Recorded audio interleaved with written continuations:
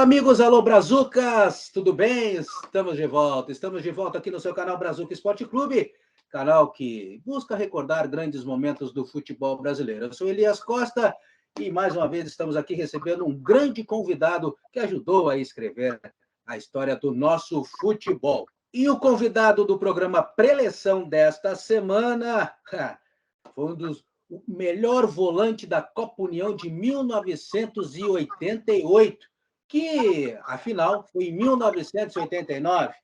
Vamos mais uma vez relembrar e recordar aquela campanha maravilhosa do Bahia, campeão brasileiro da Copa União do Campeonato Brasileiro de 1988. E, como eu disse, ele foi um dos grandes destaques daquele timaço comandado pelo técnico Evaristo de Macedo. Estou falando do ex-volante, do ex-jogador Paulo Rodrigues. Tudo bem, Paulo? Muito obrigado por atender o nosso canal Brazuca Esporte Clube e bater esse papo com a gente, relembrar grandes momentos da carreira.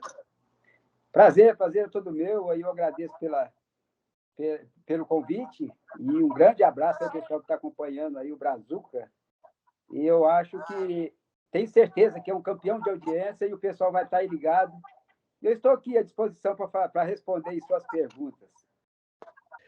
E lembrando, para o torcedor do Bahia, para o torcedor brasileiro, vai lá no canal Brazuca Esporte Clube, para você, vai lá, se inscreva no nosso canal e, claro, deixa o seu like, deixa a sua curtida para essa grande entrevista com o Paulo Rodrigues.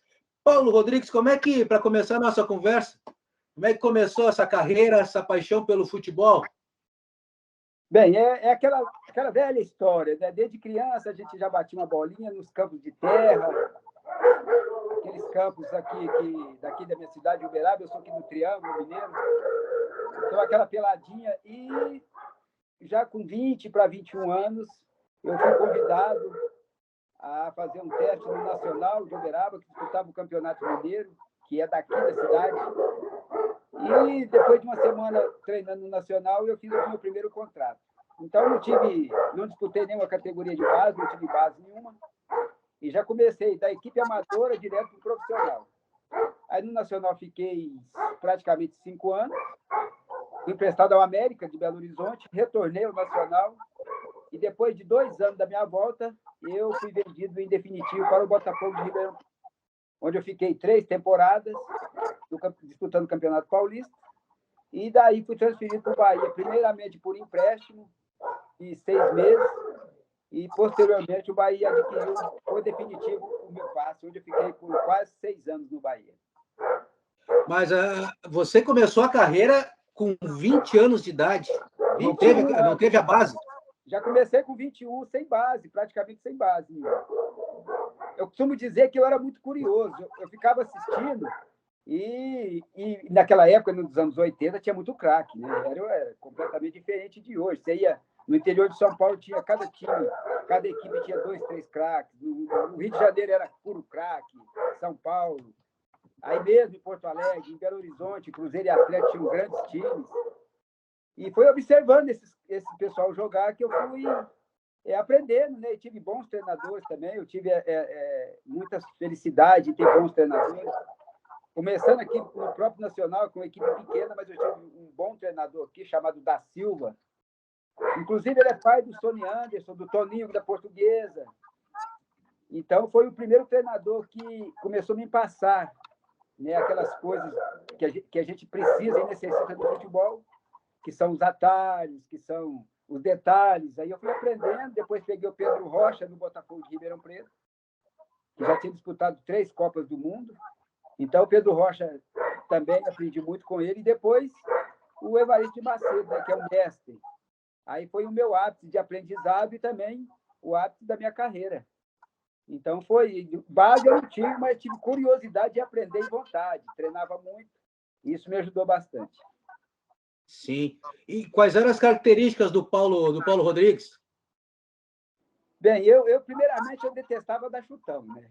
Eu não gostava. Às vezes eu perdi muitas bolas, é claro. Mas você não dava chutão, mas não perdia. Perdia, claro, às vezes perdia. Mas a minha característica maior era de pegar a bola ali do zagueiro e dar aquela arrancada de 20 metros para a gente já fazer a transição rápida do meio campo para o ataque. Hoje eles chamam de quebrada de linha, né? Quebrar a linha. Então, eu tinha Sim. muita facilidade em quebrar essa primeira linha ali, dos atacantes que ficavam marcando ali na frente a nossa defesa.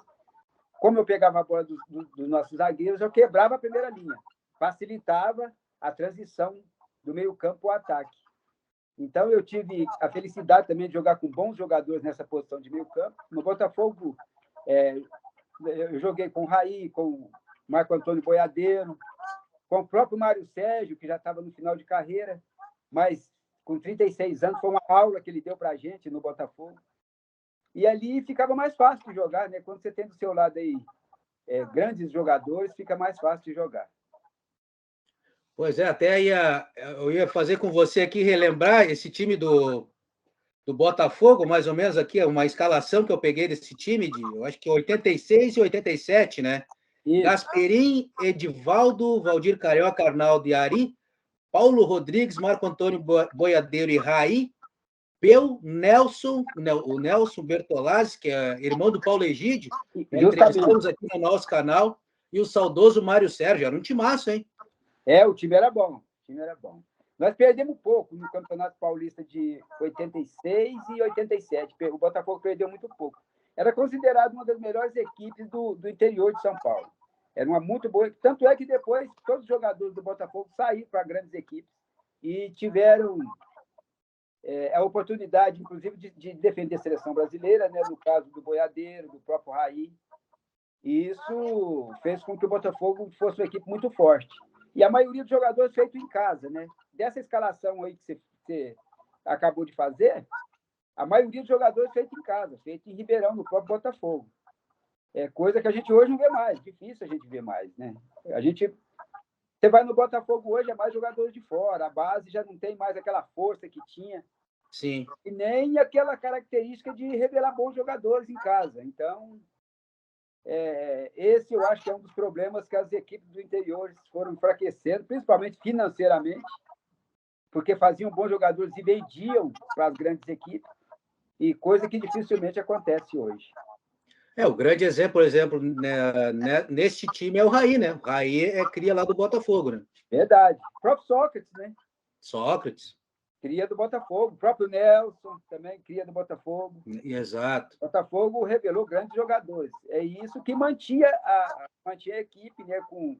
Na época a gente falava com dinheiro em cofre, coisa que hoje a gente já não vê falar mais. Hoje a maioria das equipes estão em dívida, né? Porque não investe na base, né?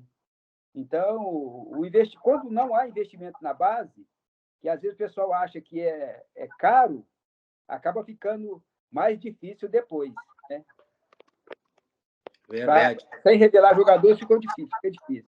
E depois de se destacarem nesse timaço do Botafogo, surgiu a oportunidade de jogar no Bahia. Como é que surgiu essa oportunidade de ir para Salvador e defender o tricolor de aço?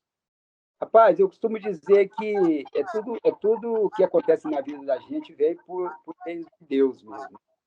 Porque eu tinha proposta do próprio Fluminense, do Palmeiras também, mas eu preferi ir para Salvador porque, por incrível que pareça, eu já acompanhava o Bahia antes de ir para lá.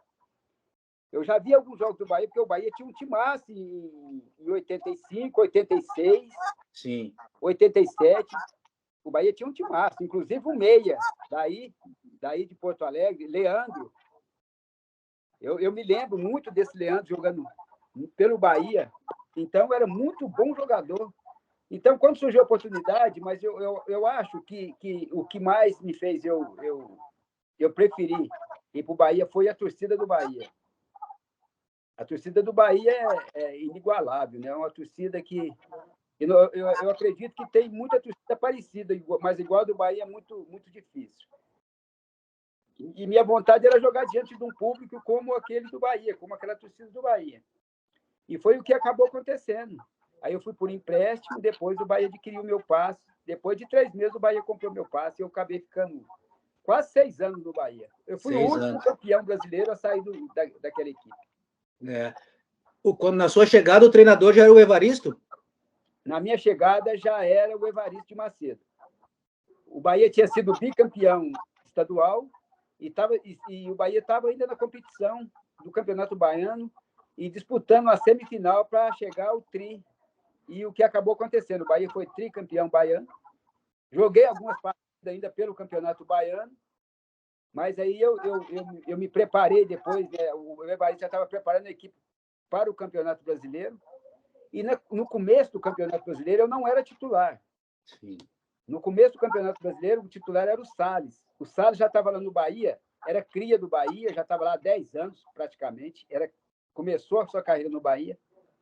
E eu, com esse desgaste de Ribeirão Preto para Salvador, cheguei lá, peguei um calor enorme e eu acabei perdendo uns 4 quilos. Aí eu estava muito mal fisicamente, principalmente em relação à força, né? Sim.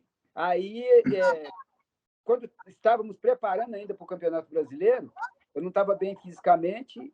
Aí o Evaristo me chamou, perguntou o que estava acontecendo. Eu falei, eu estou muito abaixo do peso, porque eu tinha muita facilidade para perder peso. Aí ele falou, então, eu vou começar o campeonato com o Salles, você vai se preparar. Aí eu fiquei no Fazendão, né, no antigo Fazendão, hoje já o Bahia já treina no outro lugar. Eu fiquei no Fazendão por 20 dias, mais ou menos. Eu treinava e ficava lá, praticamente internado lá. Aí foi quando eu voltei ao meu peso, né? Aí eu comecei nos treinamentos já, desenvolver o meu futebol.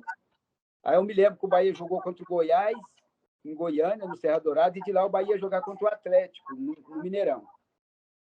Aí o Bahia empatou com o Goiás, e depois, nessa viagem para Belo Horizonte, eu já entrei como titular, jogando contra o Atlético. Foi um jogo que nós empatamos também, e a partir dali, eu acho que foi na terceira ou quarta rodada isso. Aí, a partir daí, eu fiquei até o final do campeonato como titular. E até sair do Bahia, né? Praticamente, depois de quase 6 anos. Quase 6 anos. E que campanha aquela, hein? A campanha foi boa, né? A campanha foi boa.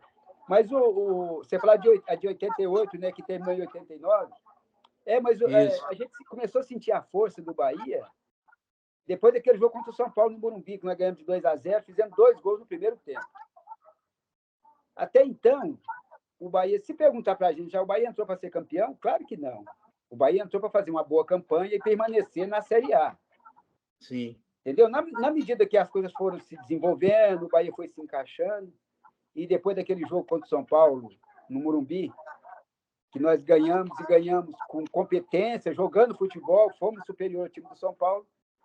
Aí, depois de uma reunião que fizemos com o Evaristo, ele falou, bom, nós podemos chegar um pouco mais longe. Hoje vocês deram a demonstração de que o Bahia tem força para chegar um pouco mais longe. E vamos brigar para isso, vamos treinar para isso, vamos brigar para chegar um pouco mais longe. Mas chegar a disputar o título, isso jamais a gente pensava. Não que a gente tivesse acomodado, mas a gente sabia que era muito difícil. A gente ia ter que disputar com o Vasco, ou o Fluminense, com o Inter, ou o Grêmio. Quer dizer, eram grandes equipes. Sim. Mas a gente, com os pés no chão, nós fomos trabalhando devagar e a equipe foi se encaixando, foi crescendo, principalmente na reta final do campeonato, que é a parte mais importante do campeonato. Quando você tem uma equipe que começa a melhorar na parte final do campeonato, você tem uma grande vantagem de chegar na semifinal, na final. E foi o que aconteceu. Nós jogamos contra o Fluminense no Maracanã 0-0, ganhamos de virada do Fluminense na Fonte Nova, e depois ganhamos de virada do Inter, e depois empatamos 0-0 em Porto Alegre, que deu o título para o Bahia. Mas o Bahia jogando um bom futebol, como você disse, um futebol bonito de se ver, né? Um futebol que a gente retraía um pouco esperando o adversário, e o contra-ataque nosso era muito rápido. Era quase que mortal. E a nossa marcação ali atrás, do meio para trás, também era uma marcação que encaixou bem, e isso fez com que o Bahia chegasse à final naquela partida memorável, né, contra o Inter lá no Beira-Rio. Mas além desta confiança, né, que o Evaristo implantou na mentalidade do grupo, qual foi a outra receita para a chegada até o título naquele time? Eu acho que foi a união e a amizade, acima de tudo. Nós temos uma associação que é uma das, acho que, se não for a única, uma das poucas que tem no Brasil, a Associação dos Campeões Brasileiros de 88, que a gente conversa e bate papo até hoje. Isso já vai fazer... Uma associação? Uma associação. E isso vai fazer 35 anos que a gente se fala quase todos os dias. Quase todos os dias. Eu sei, a gente sabe da vida de cada um, entendeu? Então, isso foi eu acho que foi um dos fatores que fizeram com que nós chegássemos naquela final. O Inter era uma equipe muito boa, experiente, mas o Inter precisava muito de jogadores para fazer a parte individual, enquanto que nós não. O Bahia tinha a parte de conjunto, a amizade, a união, jogadores que não tinham ainda aquele destaque no futebol brasileiro, que a gente estava correndo atrás disso. Então, a gente estava correndo atrás de destaque, de aparecer para ir para uma outra equipe, outra vez até para o exterior, correndo atrás de seleção brasileira. Então, a equipe do Inter era uma equipe mais madura, mas é uma equipe que precisava muito, dependia muito do Luiz Fernando, dependia muito do Nilson, que inclusive foi, né, se não me engano, foi o artilheiro do campeonato. Então, dependia muito do Nilson, como eu te disse, do Luiz Fernando, e dependia muito também do chute do Edu. Edu Lima. O Edu estava muito bem. Então, o Inter era uma equipe que tinha pontos, né? Pontos positivos que a gente precisava marcar. Enquanto que o Bahia, não, o Bahia era uma equipe de conjunto, era um conjunto todo que era uma engrenagem, né? Que funcionava redondo ali. Então, e tínhamos ainda bons jogadores no banco de reserva que todas as vezes que entravam, tinha o Osmar, tinha o Sandro. Então, jogadores que entravam e davam continuidade àquilo que o jogador que entrou jogando vinha fazendo. Então, isso ajudou muito, principalmente quando eles entravam no segundo tempo, que pegava o adversário já um pouco cansado, e eram jogadores de velocidade. Então, isso ajudava principalmente no nosso esquema de jogo, que era o esquema de trazer o adversário para o nosso campo e sair no contra-ataque. Então, o Bahia ganhou mais no conjunto. E o Inter era mais uma equipe com jogadores pontuais ali, né, que dependiam muito deles.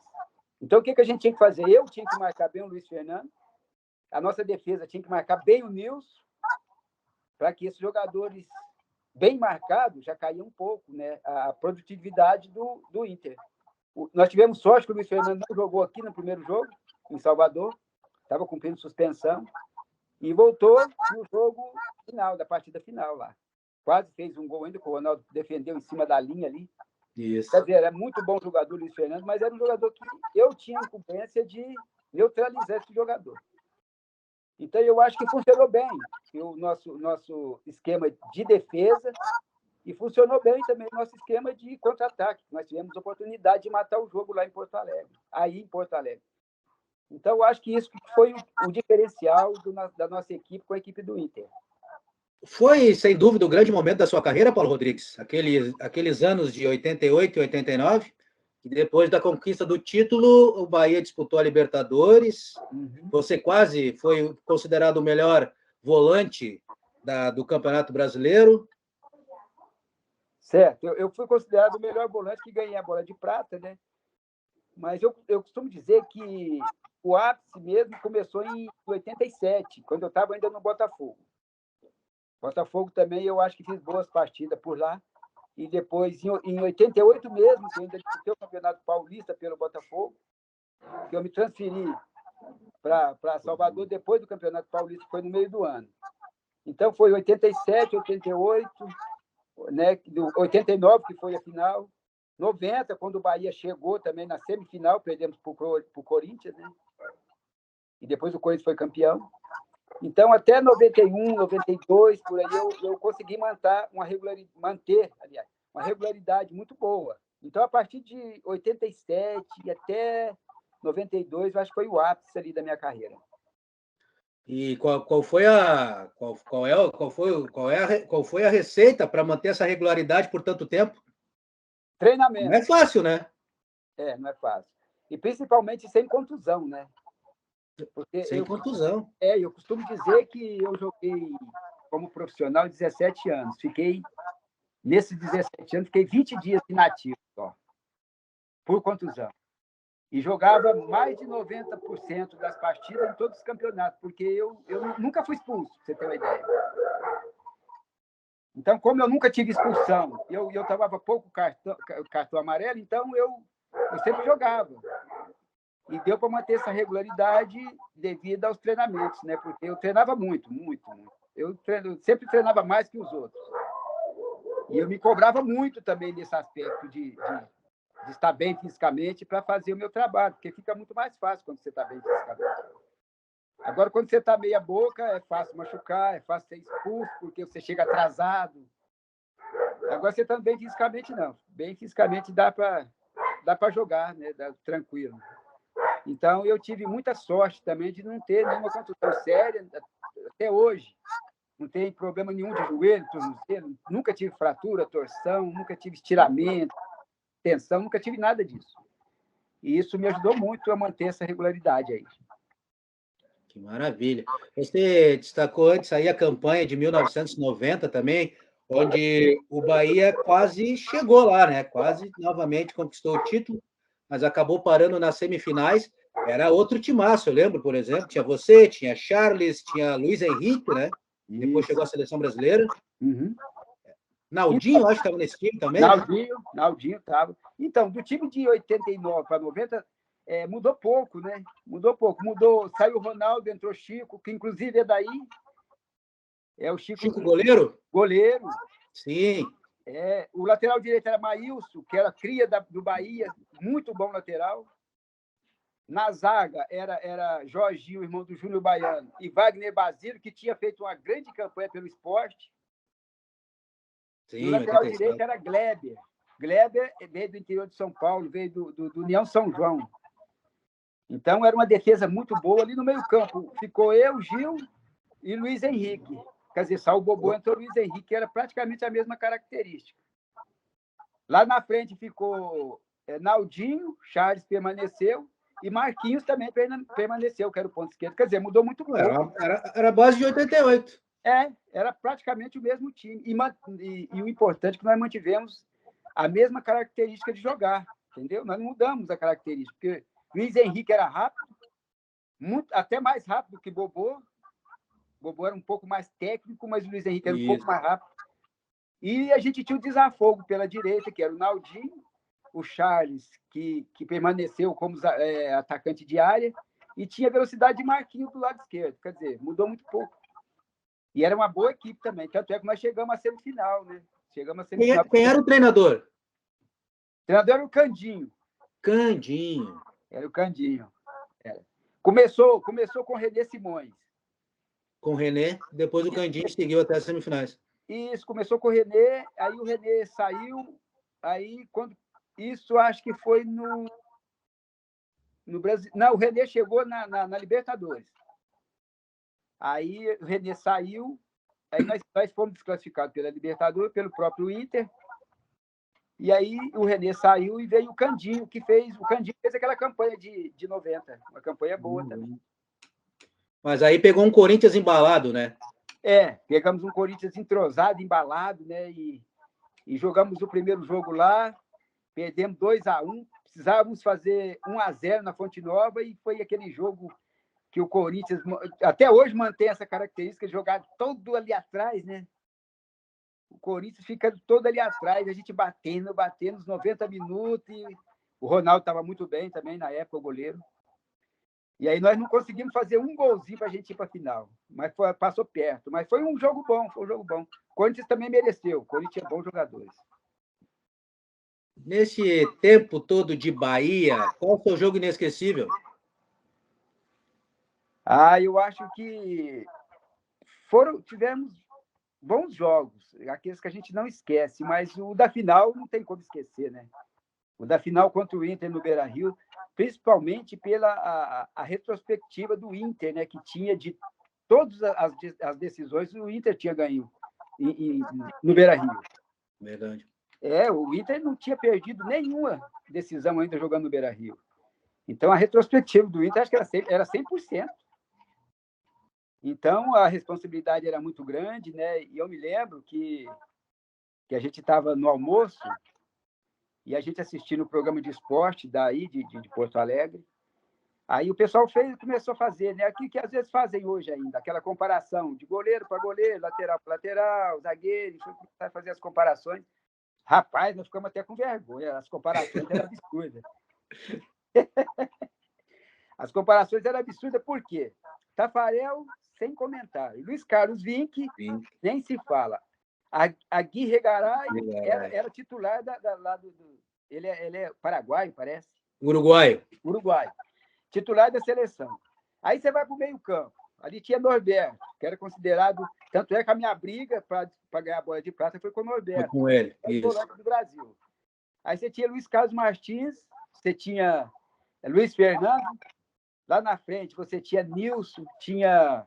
Rapaz, o time do Inter. Edu Lima e Maurício. Maurício, você tá louco, e Edu. Aí o nosso time praticamente desconhecido. Até então, não, porque quando nós chegamos na final, aí nosso time já estava mais conhecido, né? O pessoal já conhecia mais a gente. Mas as comparações eram absurdas. Tanto é que o Evaristo estava assistindo com a gente e falou: não vou nem fazer pré-eleição. A pré-eleição o pessoal da televisão já fez. Agora o negócio é com vocês. Ele falou: amanhã antes do jogo, vou fazer pré-eleição. Eles já fizeram a pré-eleição aí, agora vocês que seguir lá dentro do campo. Se vocês perderem por Inter, vai dar lógica. Vai dar isso aí, essa comparação que eles fizeram. Porque por eles aí da televisão, a lógica é o Inter ganhar. Então, se der Inter, vai dar lógica. Agora, se der Bahia, vocês vão se superar e mostrar que vocês têm condições de ser campeão aqui. Essa foi a pré-eleição deles, não tem pré-eleição. Aí a gente já entra daquele jeito, né? A gente já entra, é uma guerra. Tanto é que quando fomos sair a bola ali no meio, o Luiz Fernando falou para mim: no primeiro jogo lá em Salvador não estava, mas hoje eu vou decidir aqui. Aí eu falei para ele: só depois de 90 para a gente saber, meu filho. Aí ele falou assim: não, lá eu não estava, mas aqui eu vou decidir. Falou, mas fala para ver se a gente entra naquela pilha, né, de parte psicológica. Aí eu dei risada para ele e falei: você vai ter que mostrar aqui. Porque depois do jogo, eu até conversei com ele e tal. Eu falei, aí ele falou: não, ali pediu desculpa, falou: ali era para ver se a gente dava aquela mexida no psicológico de vocês. Aí eu falei para ele o seguinte: quando você chega numa final, você está cascudo já. Você já tá vindo, a gente já estava vindo de semifinal contra o Fluminense, estava vindo de um jogo difícil nas quartas contra o Sport, entendeu? Então, é uma guerra. Quando você vai para a guerra, você está preparado. Então, eu falei para ele: quando você chega numa final, não tem nada mais que te abala, não tem nada. Então, você já está preparado para a guerra, você está preparado para jogar a final. Então, tudo isso é conversa. Então, você tem que jogar o futebol que você vem jogando durante o campeonato e, principalmente, repetir os jogos que você fez a partir da semifinal, das quartas de final para cá, que foi contra o Sport, Fluminense e depois o próprio Internacional. Quer dizer, quando você chega numa final, você já está... Não tem mais o que saber, o que esperar. Você tem que jogar. Não tem mais aquele negócio de... né, calça curta não serve em homem grande. Até porque a responsabilidade era do Inter, né? E ali era briga de cachorro grande, porque o Bahia também é acostumado à final. O Bahia é acostumado a chegar. O Bahia era... Mas nós jogamos a responsabilidade para o Inter. O Inter era o favorito. Tinha 4 ou 5 jogadores de seleção brasileira e estava jogando em casa e nunca tinha perdido uma final em casa. Quer dizer, a responsabilidade de ganhar era do Inter. A gente sabia disso. Mas sabíamos também que precisávamos jogar muito para a gente conseguir ser campeão, porque senão o Inter atropelava a gente. É verdade. E aí nós fizemos a nossa marcação, aquela marcação simples ali, que a gente já estava acostumado a fazer, um posicionamento bem feito, a dobrada na hora da marcação, marcar os jogadores de mais perigo, com mais vigor, com mais vontade, para desarmar bem as jogadas e partir para o contra-ataque. Tanto é que tivemos oportunidade até de fazer gol. O Charles conseguiu driblar o Tafarel. Não chutou, demorou. Teve uma jogada do Marquinhos pela esquerda também, teve uma bola na trave do Bobô. Quer dizer, o jogo acho que foi muito igual. Né? Nós não jogamos pouco para ser campeão, nós tínhamos que jogar muito para ser campeão, porque senão a gente saia dali derrotado. A gente sabia disso. Que maravilha. E depois do Bahia, qual foi a trajetória do Paulo Rodrigues? Depois do Bahia, eu fui para o Bragantino. O Bragantino tinha ainda aquele time bom. O Bragantino conseguiu fazer um time bom ali. Aí o Mauro saiu, né, para La Corunha, o Mauro Silva. Aí eu fiz um contrato, fiquei no Bragantino. Do Bragantino, eu fui para o São Caetano, que também tinha um time bom. O time do São Caetano era bom também. Aí fui para o São Caetano. Depois do São Caetano, eu fui para o Japão. Aí fiquei no Japão 2 anos. Aí foi quando eu fui campeão lá da primeira liga, né, da J-League, primeira liga do futebol profissional japonês. Antes da J-League era amador, né, o futebol, depois se profissionalizou, que foi a J-League, foi o primeiro campeonato que nós disputamos. Pro Verde Cavazão. Aí tinha alguns brasileiros, tinha o Rui Ramos, que já estava lá há bastante tempo. Rui Ramos. O Mark, que tinha saído do Vasco, tinha ido para lá. Tinha o Pereira, que jogou a primeira parte do Brasileiro para o Bahia aqui com a gente, já estava lá. Zagueiro. Então, tinha o Cazu, né? O Cazu também, que já tinha feito a metade da carreira dele aqui no Brasil e estava lá no Verde. Quer dizer, era um time que tinha bastante brasileiro. E nós fizemos a final contra o Kashima, que era o time do Zico, e que era uma boa equipe também. O Alcindo, que estava fazendo muitos gols, foi inclusive acho que artilheiro daquele campeonato. Aí nós conseguimos, nas 2 partidas da final, a gente conseguiu ser campeão da primeira liga do campeonato japonês, que foi bom também. Bom, para a carreira foi boa. Que maravilha. E hoje, Paulo Rodrigues segue no futebol? Não, eu faço um trabalho com alguns garotos aqui em Uberaba. Trabalho de fundamento, trabalho de... Aquilo que a gente aprendeu a fazer, a gente vai passando para eles. Mas são poucos garotos, não são muitos, não, porque senão não dá para fazer um trabalho bem feito. Então, tem alguns garotos comigo aqui fazendo esse trabalho. É um trabalho de fundamento mesmo, trabalho de posicionamento, é aquele trabalho que a gente vai passando, principalmente os detalhes do futebol, né? Principalmente o futebol da antiga, né? Que não tem hoje mais, o futebol raiz. A gente costuma falar que o futebol raiz era mais prazeroso, né? De a gente assistir. E aí o pessoal fala, poxa, você nasceu em época errada. Eu falo, não, eu nasci na época certa. Hoje é muito difícil de jogar. É um bate-rebate. É um bate-rebate hoje, danado, né? A bola fica... Nossa, eu fico olhando aí o pessoal fazendo... Quanto tempo a bola ficou rolando? Rapaz, é muito pouco tempo. Na nossa época tinha um pouco mais de espaço, mas tinham muitos jogadores com a técnica apuradíssima, né? Outro dia até eu fui dar uma entrevista aqui, o pessoal estava perguntando, mas na sua época antes tinha mais espaço? Eu falei, tinha, mas se der mais espaço para os jogadores de hoje, você acha que eles fazem o que a gente fazia antes? Aí ele falou, com certeza não. Quer dizer que então o problema não é espaço. Né? O problema é o fundamento, trabalho de fundamento. Mas esses jogadores que chegam já no profissional, da Série A do brasileiro, Série B, Série C, eles não têm culpa de nada, eles não são culpados. A culpa vem lá da base, entendeu? Esse trabalho tem que ser feito lá na base. Esse trabalho que eu faço hoje, esse trabalho tem que ter... Todo clube tinha que fazer esse trabalho lá na base. E eu não sou daquele ex-jogador que fala assim, poxa, o cara nunca jogou bola e está ensinando. Eu não penso desse jeito. Eu acho que tem muitos profissionais com competência que nunca jogaram bola. E estão aí ensinando. Hoje é muito fácil. Né? Na minha época não tinha internet, não tinha nada. Hoje não. Hoje você fala, poxa, eu vou dar amanhã para os meus garotos ali um treino do Real Madrid. Você vai lá e pega o treino, puxa, vai lá e dá para os meninos treino. Então, o negócio é o seguinte, hoje você tem que começar esse trabalho lá na base, com 11, 12 anos, 13, entendeu? Para quando o menino chegar no profissional, e eu costumo falar para os garotos o seguinte, quando você chegar no profissional, você continua fazendo fundamento. Você continua fazendo fundamento, porque se você chegar no profissional e achar que já sabe tudo, não, eu fiz fundamento na minha carreira até o último dia, até a última semana. Eu falei, ó, meu último jogo vai ser no final de semana. Durante a semana eu fiz fundamento. Você tem que saber, é peito, é coxa, é peito de pé, é chapa, é o domínio, é o cabeceio, é o tempo de bola, entendeu? Então você tem que ter tudo isso. E hoje eles fazem pouco isso. Quando chega no profissional, não faz mais. Aí, se o jogador pegar uma bola para fazer um pouquinho de fundamento, tem um preparador físico que já vem e fala: opa, para. Vai estourar. Para.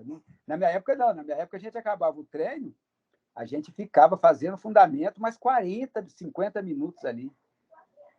Eu lembro que no Botafogo, eu ficava ali no meio-campo, o Pedro Rocha pegava 20 bolas, e ele batia muito bem na bola, e ele dava lá no meio, ficava naquela pinta do meio do campo, ele dava as 20 bolas e as 20 vinha em mim.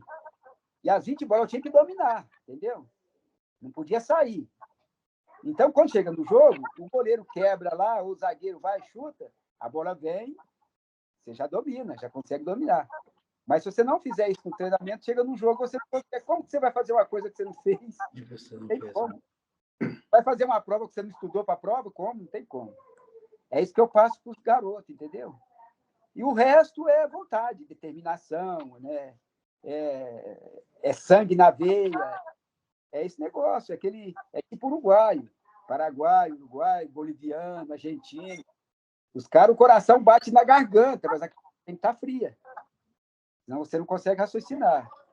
É verdade. E é isso que a gente vai passando aqui para os garotos. Esse o meu trabalho hoje. Que maravilha, que maravilha. Sorte aí nesse projeto. Você continua acompanhando o Bahia, futebol, assiste? Continuo. Eu acompanho tudo. Eu assisto Série D, eu assisto Série C, eu assisto tudo. Série B, eu gosto de Série B. Terça e sexta, eu assisto Série B. Assisto a Série A também. Eu gosto de ver muito o que está evoluindo, o que não está, entendeu? Eu gosto de ver muito esquema de jogo, qual que é o esquema que eles estão usando lá na Série D, na B, na C, como os times estão jogando.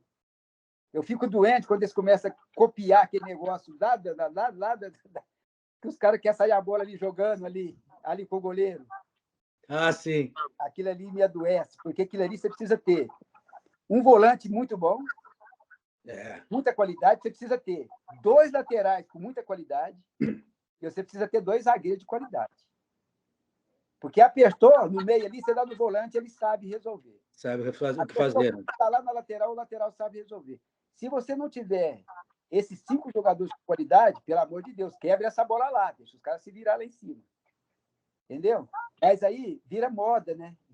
Tudo vai virando moda. E lá na Série D, os caras querem sair jogando ali. Aí esses meninos que treinam comigo, de vez em quando, eles vão pra cá assistir jogo, aí eles ficam assim para mim, entregou, quer ver? Quer ver entregar? Vai entregar. E acabam entregando, porque você precisa recurso, né? Você precisa recurso, às vezes você precisa desenrolar uma jogada ali no meio de 2, 3 jogadores, você tem que sair. Sim. Se você não fizer isso, aí não dá, não tem como você sair jogando lá. Então faz igual antigamente. Dá no centroavante que ele raspa para um lado ou para o outro. Os 2 atacantes de linha, os 2 atacantes de beirada chegar. Para fazer o cruzamento. Simplifica, apertou, simplifica. Simplifica, é isso. E o Bahia volta para a Série A? Você que está acompanhando. Eu estou acompanhando, mas eu ainda tenho receio. Eu tenho receio por quê? Porque isso não acontece só na Série A, acontece na Série B, na Série D. Chama-se grupo de jogadores e plantel. Se você não tiver... Vamos citar aqui hoje o Palmeiras. O Palmeiras, você tira um jogador, 2 jogadores, entra 2 jogadores que vai dar sequência no trabalho do Palmeiras, entendeu? Hoje o Bahia não tem esse plantel. O Bahia hoje você pode contar 13 jogadores, é muito pouco, entendeu? Para um campeonato difícil e longo, 38 rodadas é muito, muito pouco. Então, de repente, começa a machucar machuca o outro vai expulso. Aí você não tem reposição. Então, às vezes eu converso muito com o pessoal de Salvador e eu abordo esse tema aí, por quê? Porque o Bahia já vem fazendo campanhas ruins justamente por causa disso. O Bahia não pode contar com... Vamos colocar ali 18 jogadores, não vamos colocar nem mais que isso. Vamos colocar 18 jogadores no mesmo nível. Entendeu? A gente fica... Até hoje o pessoal está brigando, né? Joga no Flamengo, joga o Pedro, joga o Gabigol e tal. Aí o Gabigol não faz gol, o Pedro entra e faz. Aí o Pedro, no outro jogo, o Gabigol entra e faz gol. Aí o Pedro nem entra, ou entra e faz. Quer dizer, é uma briga acirrada ali, uma briga de 2 jogadores praticamente com características diferentes. Com muita qualidade. Mas com a qualidade muito parecida. Entendeu? O Bahia, esses dias, tem o Rodalega, né, no Bahia, que estava machucado, e estavam fazendo até promessa para ele voltar logo. Quer dizer, não tinha um substituto para ele. Então, eu fico receioso ainda, porque quando virar desse primeiro turno para o segundo turno, aí o Bahia vai estar praticamente com a maioria dos jogadores já ali, alguns no departamento médico, alguns com suspensão. Aí você vai colocar quem ali? Você vai... Quer dizer, o time entra, entendeu? Esse último jogo agora que eu assisti do Bahia, o Bahia não tem banco. Mas não tem. Sabe? Aquele negócio que você olha para trás ali e fala, puxa, eu vou fazer o quê? O que eu vou fazer? O que eu vou fazer? Aí tem aqueles jogadores também que uma instabilidade muito grande, no caso do Jacaré, que entrou no primeiro jogo, fez 2 gols contra o Cruzeiro. O pessoal falou, resolvemos o problema de ataque. No outro jogo, o Jacaré não pegou na bola, quer dizer. Aí depois o Jacaré foi para o banco, aí ele volta, e vai para o banco e volta, quer dizer, não tem... É diferente daqueles times da antiga, né? Que você vai, puxa vida, você tem... Se eu ficar sem jogar um jogo, o cara entrar, o cara não sai mais. É. Não é? Eu lembro no Flamengo, tinha Raul, Cantarelli, puta, né? Aí o Raul jogava todo, porque se ele deixasse Cantarelli entrar, já era. Quer dizer, não tem mais isso. O cara já se acha dono da posição, porque olha para o banco, não tem ninguém.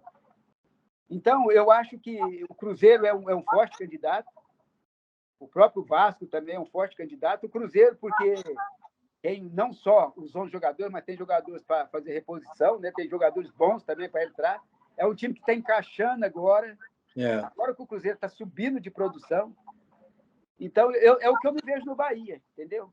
Eu vejo no Bahia 11 jogadores de nível mais ou menos técnico e mais uns 5 ou 6 no banco, nível baixo, bem abaixo daqueles que estão jogando. Quer dizer, se você precisar colocar um jogador para virar o jogo, para mudar o jogo, o Bahia vai ter dificuldade, vai ter muita dificuldade. Esse é meu receio. Num campeonato pesadíssimo, como você mesmo colocou, né? Cruzeiro, Vasco, Grêmio, Sport, fora os outros times, Guarani, CRB, Criciúma, que vem chegando. Verdade. O time do Criciúma é um time muito bom, certinho, um time bom do Criciúma. Eu vi jogar o Criciúma, um time muito bem arrumado em campo. Quer dizer, então, aí você não tem, se você não tiver essa reposição para você fazer durante o campeonato, para você pelo menos manter, porque esse campeonato é uma Série B diferente, né? Tem muitos times da Série A que querem voltar, então. Sim. Aí fica difícil.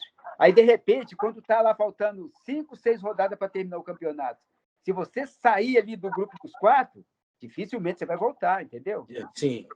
Dificilmente você vai voltar. Agora não, agora está aquela balança, né? Você sai do grupo dos 4, volta, você ganha um jogo, vai lá para segundo, vai para liderança. Mas quando estiver faltando 5, 6 rodadas, aí que a gente vai ver quem é quem, né? Quem tem capacidade de permanecer entre os 4 ali. Esses são os que vão subir.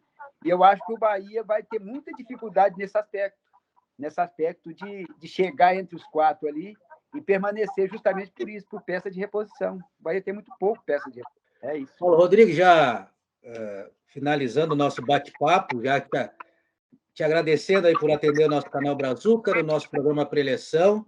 Lembrando você, para nosso amigo, para se inscrever no nosso canal, para deixar o seu like lá, para curtir o nosso bate-papo no canal Brazuca Esporte Clube. Paulo Rodrigues, eu fiz uma série de especiais sobre Campeonato Brasileiro, onde tive a oportunidade, por exemplo, de conversar com o Zé Carlos, um pouco mais, relembrar essa conquista maravilhosa do Bahia de 1988, a Copa União. E eu fiz uma brincadeira com ele, eu sempre fazia uma brincadeira com o convidado, que era escalar o time no qual nós estávamos conversando, falando sobre, e o convidado definir esse time em uma frase. Eu vou fazer essa brincadeira com você. Vou escalar aquele Bahia timaço campeão brasileiro e você vai definir esse time numa frase. Pode ser? Pode ser. Ronaldo, Tarantini, João Marcelo, Claudine e Paulo Robson. Paulo Rodrigues, Gil, Zé Carlos e Bobô. Nossa Senhora. Charles e Marquinhos, técnico Evaristo de Macedo. Define esse time em uma frase, Paulo Rodrigues. Esse time, o que ele tinha de forte dentro das 4 linhas era o que eu te disse. Amizade, união e muito trabalho. Que maravilha. Paulo Rodrigues, mais uma vez, muito obrigado por atender o nosso canal. Até uma próxima. Eu que agradeço. Peço aí para os ouvintes, pessoal, se inscreva. Mas Se inscreva aí no canal, participe, que é um canal beleza, um canal que eu tenho certeza que o pessoal que está assistindo, que vai assistir, vai, primeiramente, achar muito bom, né? Porque o canal é um canal que abrange a parte de futebol, principalmente futebol raiz, e muita gente, eu tenho certeza, que gosta desse futebol raiz, não desmerecendo o futebol de hoje, mas o futebol raiz é onde a gente tem muitas histórias boas. Histórias principalmente de vencedores, né? E isso é muito bom para a carreira de qualquer um, e para a minha carreira não foi diferente. Eu te agradeço, e que você aí permaneça aí com esse canal, eu tenho certeza que vai agradar muita gente. Que maravilha! Conversamos com Paulo Rodrigues, grande ídolo do Bahia, campeão brasileiro em 1988. Preleção volta na próxima semana, hein? Paulo Rodrigues, grande abraço. Um abraço.